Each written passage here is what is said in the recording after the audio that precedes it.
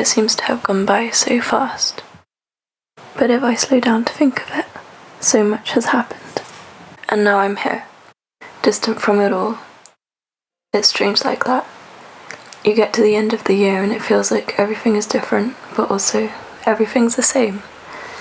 Like time has flown by, but also it didn't change at all. But it did. This was the year I turned 18. I remember my 18th because I was with him. I remember waking up beside him and feeling like I was the happiest I've ever been. I remember going for a walk in the woods in icy February, my mum taking pictures of us smiling together. I finished school this year. This was something I was proud of. I remember staring out of the window in my last exam and thinking, this is it, I made it. I even did okay academically, much to my surprise. I was depressed for most of this year.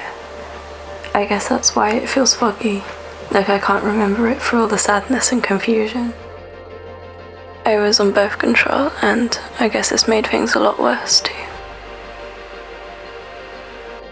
I tried to deal with the pain in ways that only created more suffering. I was broken for a long time, and I was a loner too. I think this is when I was my most lonely. In my head, the friends were the things that hurt me the most. It was quite exhausting. My therapist was the only person I met up with regularly. I'm thankful to her, she always believed in me. I experienced my first breakup in the month of October. I was taking language classes so I could learn your language. I quit all these classes, but I still remember how to say I love you. I thought I would die if I lost you, if you ever broke up with me. I didn't die. It did feel like that for a while though, but I made it through.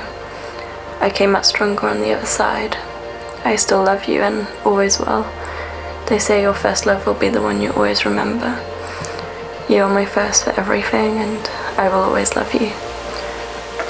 Even though I can't remember a lot of the first half of the year because of sadness, a lot of good things did happen. My therapist saw me through months of extreme transition. We decided to discontinue the sessions in early November. I finally realised I was okay again. I was feeling things again, normally, and it felt heavenly.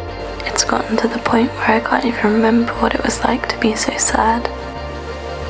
I feel so content now, and the sadness was so powerful, but when I look back at it, it seems like a completely different time. I am no longer hurting myself or looking for the exits.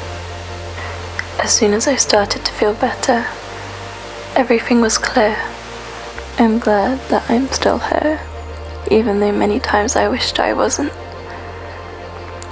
So many wonderful things happened to me, and now I can finally feel it. I can feel when the good things happen and when things are right. And I guess nothing's better than that. I am more myself than ever. And it's a great feeling to finally feel like you're becoming someone. And you're not just overwhelmed with sadness and confusion all the time.